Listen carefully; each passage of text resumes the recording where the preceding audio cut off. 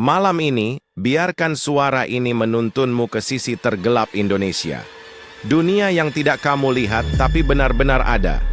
Suara langkah di belakangmu, mungkin bukan bayangan, karena yang akan kamu dengar malam ini adalah kisah nyata yang membuat darah berhenti mengalir. Inilah Top 5 kejahatan paling mengerikan di Indonesia. Bersiaplah, kita mulai dari nomor 5. Ryan Jombang, sang pembunuh 11 korban 2008. Namanya Ferry Idam Henyansyah, atau yang dikenal sebagai Ryan Jombang. Seorang guru ngaji tampan, ramah, tapi di balik senyumnya ada monster haus darah. Antara tahun 2006 hingga 2008, Ryan membunuh 11 orang di Jombang dan Jakarta. Ia menjemput korbannya, membunuh dengan emosi dan cemburu, lalu memotong tubuh mereka. Potongan tubuh dikubur di halaman belakang rumahnya, dibungkus kain dan tanah basah. Polisi menemukan tulang belulang, darah kering, dan pengakuan dingin dari Ryan. "Aku hanya ingin mereka tidak meninggalkan aku."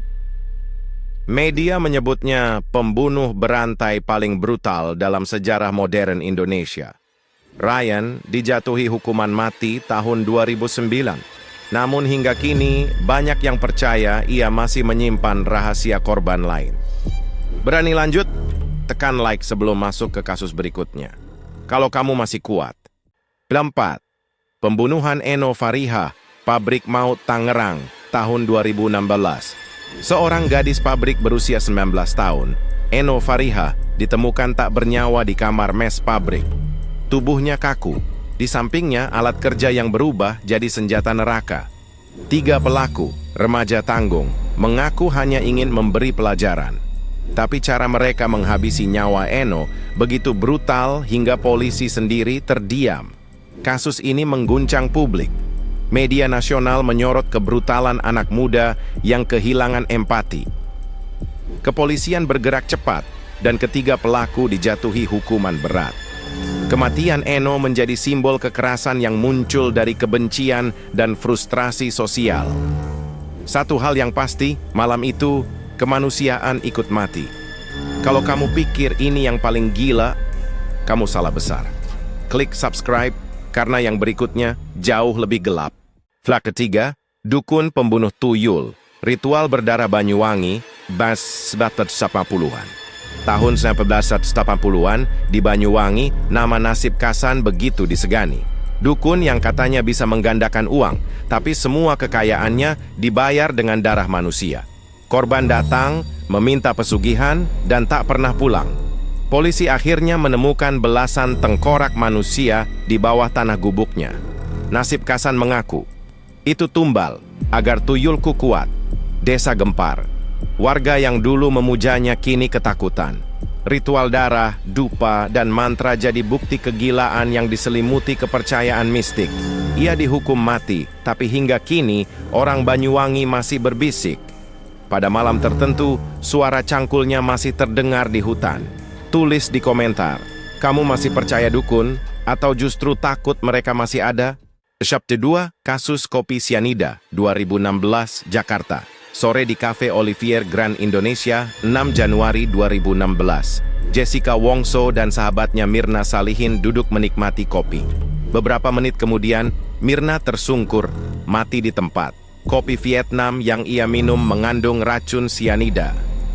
Kasus ini jadi tontonan nasional, menelan media, debat publik, hingga persidangan disiarkan langsung. Jessica dinyatakan bersalah, dihukum 20 tahun penjara, tapi motifnya masih misterius. Apakah dendam, iri hati, atau sesuatu yang lebih gelap? Yang pasti, satu tegukan kopi berubah jadi simbol kematian modern Indonesia.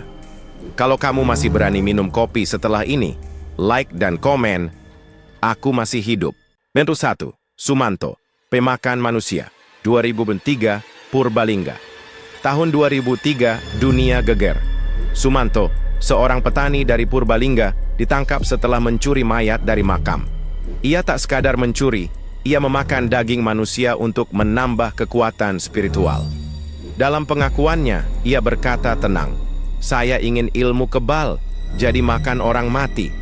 Psikiater menyatakan ia gangguan jiwa berat, tapi publik tak peduli.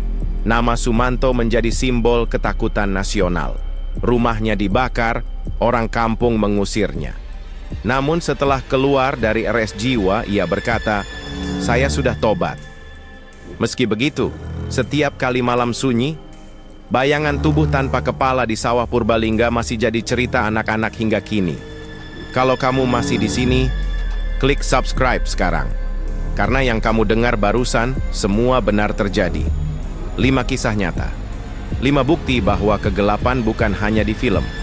Mereka lahir dari manusia, dari darah, dari ketamakan, dan mungkin mereka masih berjalan di antara kita.